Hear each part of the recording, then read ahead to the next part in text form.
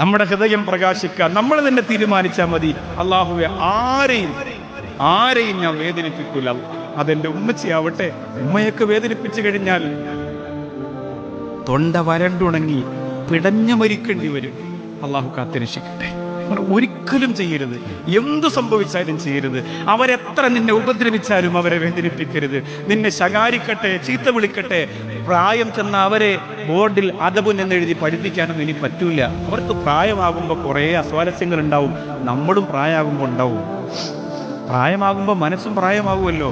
അതുകൊണ്ട് അതൊക്കെ നമ്മൾ സഹിക്കണം. വയസ്സാം കാലത്ത് ഉമ്മായ മര്യാദ പഠിപ്പിക്കാൻ മിടുക്കരായ മക്കൾ നിൽക്കുന്നത് ഭയങ്കര അപകടം ചെയ്യും. സഹിച്ചു മുന്നോട്ട് അഡ്ജസ്റ്റ് ചെയ്യാന്നതാണ് അതിന് പറയൂ. നിങ്ങൾ നിങ്ങളുടെ ഭാര്യമാരെ അതിന് പ്രാപ്തനാക്കണം. ഭർത്താവിൻ്റെ ഉമ്മയിൽ നിന്ന് ഭർത്താവിനെ അകറ്റാൻ ഒരു ഭാര്യ ശ്രമിച്ചാൽ അവൾക്ക് കിട്ടുന്ന പണി എന്താണെന്നറിയോ? ഭർത്താവിൻ്റെ ആയുസ് പറയുമെന്നാണ്. ഇതുവരെയുള്ള ചരിത്രം അങ്ങനെയാണ്. നിനക്ക് വിധവയാകണ്ട, പെട്ടെന്ന് വിധവയാകണ്ട.